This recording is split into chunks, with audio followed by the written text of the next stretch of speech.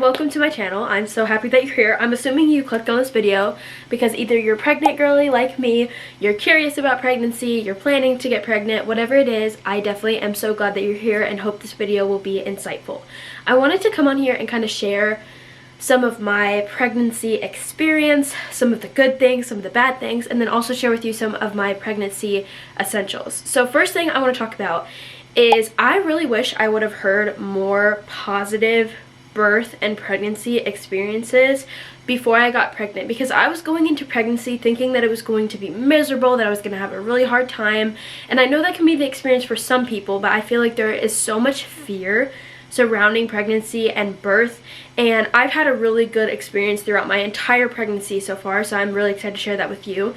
I obviously am still pregnant. I haven't given birth yet. This is my first baby, so honestly I don't know what to expect yet, but I am kind of hoping for the best since I have had an easy pregnancy. But I want to share with you some things, some of my pregnancy symptoms, just kind of share my first trimester experience. When I found out I was pregnant, I honestly didn't really have any symptoms other than like bloating. Like I was really bloated, my face was getting really puffy, and I was breaking out and had some acne like when I found out I was pregnant. Those were not signs that I thought I was pregnant, like they didn't make me feel like I was pregnant. But my period was a day late. Even though my period is irregular, for some reason I had a feeling that I should probably test. So my period was a day late. I was really bloated, my face was really puffy, like I was just like feeling kind of bleh. Like the bloating of the first trimester is no joke, like it really is so serious. I also had some like very odd cravings. Like I woke up in the middle of the night, and I should have known I was pregnant like literally after this happened. Woke up in the middle of the night, woke my husband up and was like, I need to make egg salad. So I got up at like 1 in the morning, boiled eggs, cut up some cucumbers, and made some egg salad. That was like a crazy craving that I had. But anyways, I didn't have too extreme of symptoms during my first trimester. I found out I was pregnant. I was 4 weeks pregnant. I literally found out probably as soon as you possibly could find out that you're pregnant. And I scheduled my first appointment, which was not as scary as I thought it was going to be. So at the time, I did not have health insurance because I had just gotten married. So we were still trying to get everything kind of situated. So what I did was I went to a pregnancy resource center. I was living in Florida at the time. There's a lot of them everywhere. They gave me a free ultrasound just to make sure baby was in the right place. Obviously like confirmed my pregnancy and all those things. Also gave me some pamphlets for resources and different things like that. If you are someone who you just found out that you're pregnant, you don't have insurance yet, you're kind of trying to get that sorted out, pregnancy resource centers are so awesome, and they're free or really affordable when it comes to that kind of stuff. So I got my first ultrasound at the pregnancy resource center. Everything went really well. I was dating a little bit behind what like my missed period date thought that I was, so whereas they told me I was due April 12th because of my period, the ultrasound predicted that I'd be due April 18th, so I could be due anytime in that week. So my first trimester experience was really good. I had a couple weird symptoms, so I wanted to like share those with you. I was craving weird foods. I was craving cranberry juice. My first and majority of the first part of my second trimester, I had to have a cup of cranberry juice every morning for breakfast with my breakfast. That was like non-negotiable for me. I also ate a lot of eggs. I was craving a lot of like protein, salty, like very rich food. I wasn't craving like sweets or anything like that. Like people are like, oh, when you're pregnant, like you'll crave sweets. I was craving like sour candy and like really, really like salty, like protein rich foods. That was something that I was craving. So I also tried to do a sneak peek test. If you don't know what the sneak peek test is, it's basically like you do like a blood test at home and send it in, and they send you back the gender. Well, mine did not work out, so I ended up not doing that. So if you're thinking about doing that, there's a chance it could work out for you, but it didn't work out for me, and they gave me a refund, so that was nice. So I was trying to figure out the gender really early because I'm like very impatient, and I was very excited about learning the gender of my baby, and that didn't end up working out. So my husband and I just decided we were going to be more patient and figure out the 20-week anatomy scan. So let's kind of fast forward into the second trimester. I had a pretty easy first trimester. I didn't have any nausea. I didn't really have any sickness. I had some bloating, some constipation, like some stomach issues, but other than that, really smooth first trimester. The only other thing I wanted to share that I thought was kind of a weird symptom that I had is I was burping like crazy. Like when I tell you that I burped like there was no tomorrow. It wasn't even like acid reflux. Like I wasn't in pain or anything, but I was burping and burping and burping literally so much. Anybody who was around me during my first trimester can literally tell you that I was burping like crazy. So come to my second trimester, I noticed that my belly started to get a little bit bigger. I was starting to feel a little more uncomfortable, stretching a little bit more, and my body was just feeling a little more tense and tight. So I am a martial artist. I am an athlete. That's kind of what I do for my job. And so it's been really helpful for me to stay active throughout my pregnancy. I really do feel like that has been a game changer for me in terms of my health and my like personal experience with pregnancy. So if it is a possibility for you to stay active while you're pregnant, like physically, if you are capable of doing that, please do, because it will help you like feel just so much better. So I started stretching. I started kind of trying to prepare my body more for labor, and did some like second trimester exercises and different things like that. And I was exercising also throughout my first trimester.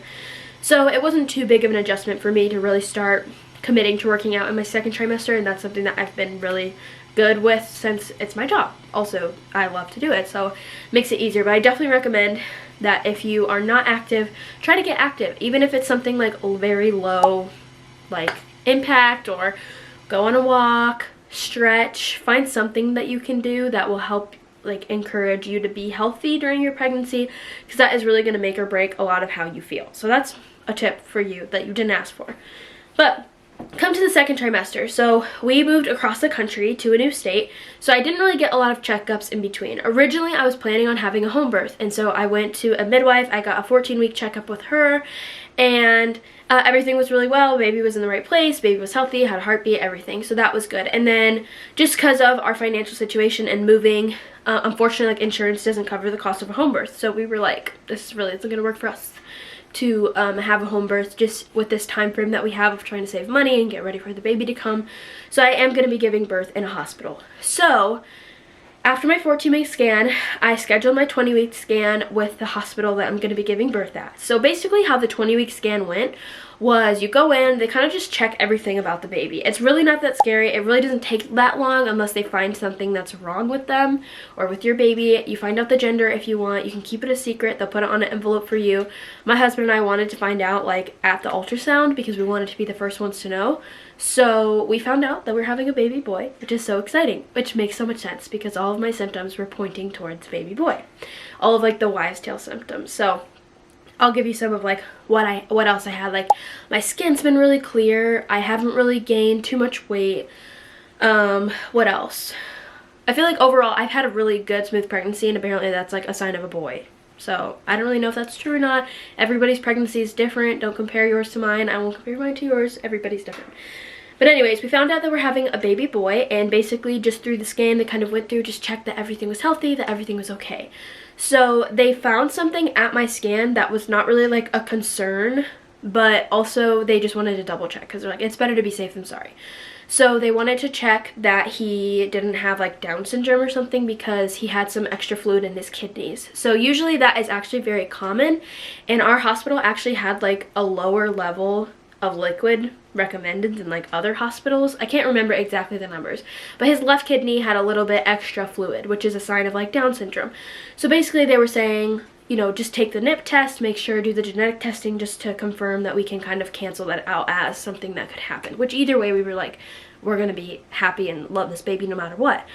So anyways, did the NIP test, came back negative for him having any type of complications or anything. Like, he didn't have Down syndrome, didn't have anything like that, but we decided to do that extra test just in case. So then they scheduled me for a follow-up appointment when I'm 28 weeks, which is coming up at the end of January. So I'm going to be going in for that just to confirm that his kidneys are okay, which I know that they are because it was literally just one of his kidneys, and she was saying that it's super rare that anything actually negatively happens, but of course it's their job to double check. So I didn't feel like they were trying to fearmonger me or make me afraid. I wasn't really scared. I'm like, I know that sometimes babies can be weird. Like, we don't know everything about pregnancy. There's a lot of things that happen during pregnancy. Everyone's experience is different, so I didn't really want to like worry myself about it too much, because it did end up really being nothing. So then I'm going back in for my follow-up appointment and for another appointment to kind of talk about my birth plan and everything like that.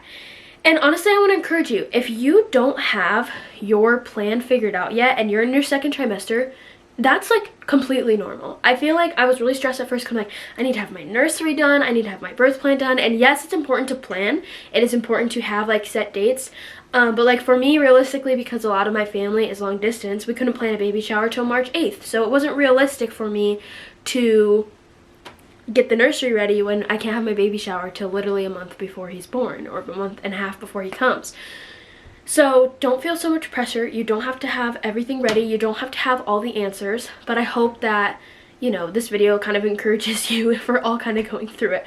So my second trimester has gone pretty smooth so far. The only thing that I've kind of noticed is like I feel tighter in my stomach. Like I feel like I'm about to burst at the seams sometimes, okay? Like after I eat a big meal, whatever I do, like sometimes I feel very uncomfortable. But other than that, like my pregnancy symptoms, other than like I burp still after I eat specific things, have really chilled out and relaxed. It's been really smooth. I've had a lot higher energy. However, I did get sick during my second trimester, so that sucked. But I recovered quickly. So I wanted to also go into like things that I'm preparing for postpartum and for when the baby comes. So this is not things that I'm doing now, but these are things that I have planned. Like I'm gonna be, after I enter into my third trimester, I think it's like 34, 35 weeks, but I'm gonna double check with my OB. Always run things by your doctor and your OB because they do know what obviously is best for you. So double check that with them. But I'm going to be drinking red raspberry leaf tea, pineapple juice, eating dates, evening primrose oil. I'm going to do all the things to help try to make my birth as smooth as possible. I am going to be having an unmedicated birth, but I also haven't had really any complications throughout my pregnancy or any reason why I feel like I should have a medicated birth. That is something that is my personal preference. I want to be able to walk around when I'm in labor. I don't really want to be stuck to the bed. So I also have seen videos on social media of people who get like chronic pain from an epidural, and I'm just like, I'll just take the painful, you know, couple day labor over being in pain for the rest of my life. But again, everybody is different. I know plenty of people who've had medicated births and unmedicated births, and I've had great stories and heard great stories from both. So my other thing is I want to encourage you to make sure that you're consuming positive content. It can be so difficult on social media, especially when you're scrolling, because random things will pop up. But if you really want to have a positive pregnancy experience, do not allow yourself to watch videos that scare you. Like, watch positive pregnancy stories. That is one thing, and one way I'm preparing for birth as well is I'm watching unmedicated positive birth stories on YouTube. I'm following people on social media who have positive unmedicated birth experiences, and also trying to do as much research as I can.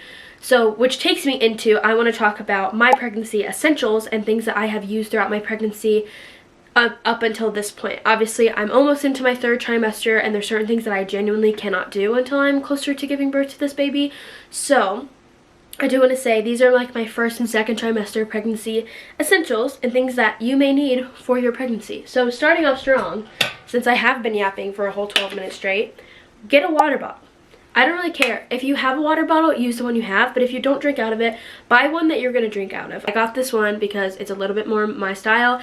I like that it has a straw. I also like that it has like a way that you can drink out of it like that. It's great, especially because I do martial arts. I need to have a good water bottle on me, and it's really important that you drink water. Next, get yourself some electrolytes. I ran out of electrolytes, but my favorite brand, I like just like Liquid IV. I also like the LMNT brand. I'll just put a picture of them up on the screen. They're really good. It's really important that you get enough electrolytes because that's going to help with your kidneys. That's going to help with how much you're using the bathroom, how much you're getting up to go. Drink coconut water, drink orange juice, drink a lot of juice. That's going to also help with that. Make sure you're getting enough fluids throughout your pregnancy because that is so important. Alright, on to the next thing. These are my other pregnancy essentials, okay? These are things that you need to get in your first trimester. Alright, number one, starting strong, you need a good prenatal, okay? Let me get that in focus. This is my favorite prenatal. This is from the brand Needed. I'm gonna be honest, no prenatals smell good. And during my first trimester, although I didn't really have any like throwing up or nausea, the smell of this did make me gag occasionally. It's not my favorite smell. But these prenatals are amazing because they have literally everything that you need. Do not get a prenatal with folic acid. Get one with folate, all right?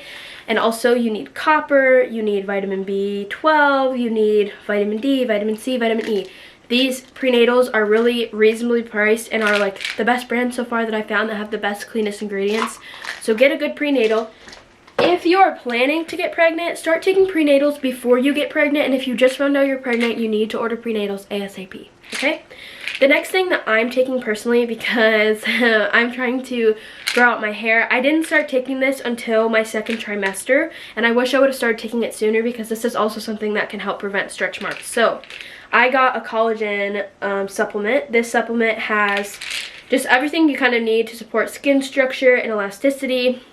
and supports natural collagen production. So I got this. I take 3 of these every day. I also take 3 of my prenatals every day. It seems like a lot, but in the long run, it's worth it to have a healthy baby and a healthy body. I'm very prone to getting stretch marks, so this was something that is kind of like a no-brainer for me to take. So if you're wanting your hair to grow out, you want your nails to get longer, you want your eyelashes to get longer, you want your skin to stay healthy during pregnancy, this is going to be something really great for you. Alright, so the next supplement I recommend taking is magnesium. This one is magnesium citrate. It was given to me by my midwife while I was seeing her, and it basically supports like your colon. So if you're having any constipation, this helps, but also really helps with sleep. And I noticed a significant difference when I'm regularly taking magnesium versus not. It's going to help you sleep at night. It's going to help your stomach and everything flow good in there. So make sure you take a good magnesium supplement. This should be started in your first trimester. This is a cutesy one, okay? My next pregnancy essential that I've had is, I obviously have my camera here, so I'm using that to document, but make sure you have something to document your pregnancy, whether it's a Polaroid, whether you use your phone, whether you use a camera. Make a photo album and have like document. It's so important. Even if you kind of feel like gross, or you feel like, man, I don't feel like I look very great right now, document it, because you're gonna look back and you're gonna love that you have all these pictures documented. And I'm gonna be honest, like, pregnancy has made me feel like I glow and like I'm so beautiful, and I'm so much more like confident in my body and the way that I look, because my body's literally growing a new human being. So put yourself aside for a second and document, because in the future you're going to want to have lots of pictures and documentation of your pregnancy. So make sure you do that. So back to the conversation about skin health. I'm taking a collagen supplement, but since my first trimester I also have been belly oiling, alright? You are going to want to get a good belly oil or a good belly butter. Now, honestly, does this make that big of a difference? I don't really think so. I think that if you're going to get stretch marks, you're probably going to get stretch marks. But you can keep your body moisturized and make sure your skin's not dry, and use a good belly butter. So I got this one off TikTok shop. It's from Desi. You can buy it on my TikTok shop. It's really good. It's a belly butter. So if you don't like the oil, you don't like the way that the oil feels, then get a butter. But I also have this. This is my personal favorite. I use this even before I got pregnant, because I get stretch marks like on my legs sometimes and like up on the girls. So I use bio oil because I do notice that this does make the most significant difference when it comes to getting stretch marks. I don't know how it is for preventative, but I do know when I start to notice stretch marks and I use this oil that they start to fade really quick compared to normal. This is bio oil. It's kind of expensive. It's like $20 for this little bottle, but honestly, in my opinion, it's one of the best products that you can use. The ingredients are not the cleanest, I'm going to be honest. But you can use the lotion, has a little bit of cleaner ingredients if that's something that's important to you.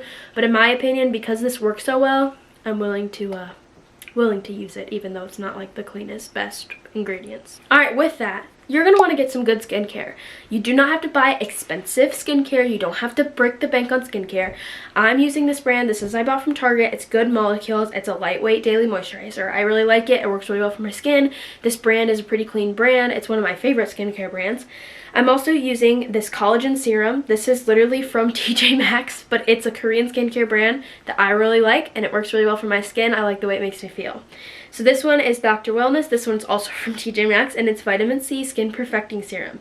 I use vitamin C with the moisturizer in the morning, and then at night I use the collagen and the moisturizer. Now, I have pretty naturally good skin, so you kind of have to do what works for you, but you want to make sure that you are prioritizing your skincare routine while you're pregnant, because number one, your skin's going to feel better, you're going to feel more glowy, you're going to feel more like confident in yourself if you have a good established skincare routine, because ultimately it will affect your skin health and the way you look. You might get some dark spots while you're pregnant, you might get dry skin when you're pregnant, so it's important that you prioritize your skincare. That's for your belly and for your face. Alright, next is oral care. One of my first trimester pregnancy symptoms was bleeding gums. My gums never bleed when I floss, but I did notice that during my first trimester when I was flossing, my gums were bleeding.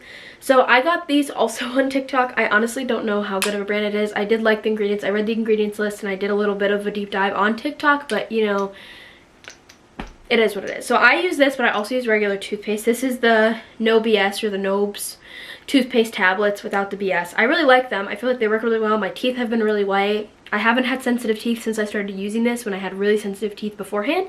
And I also like to oil pull. So those are my 2 tips for prioritizing your oral care, because that's also going to help affect your pregnancy, but also like your body is literally working overtime to provide for this baby. Your teeth are not going to be your priority for your body to take care of. So make sure that you are making time, brushing your teeth, flossing, and using good, clean things on your teeth to keep your gums, keep your teeth healthy.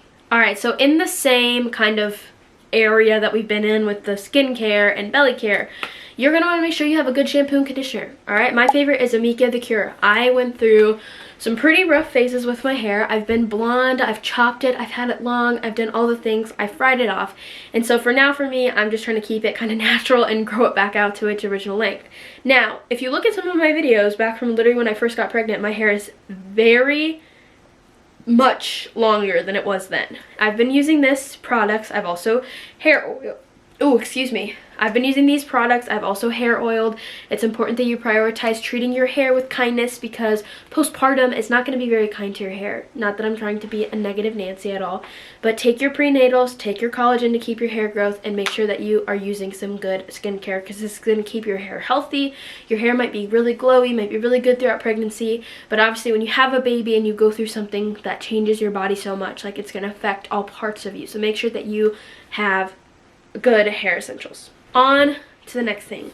Make sure that you don't just get all your information off social media. Find good books. For me personally, since I'm doing natural childbirth, my sister gave me this book. It's Natural Childbirth the Bradley Way. I've been reading through this book. It is so educational, written by obviously professionals.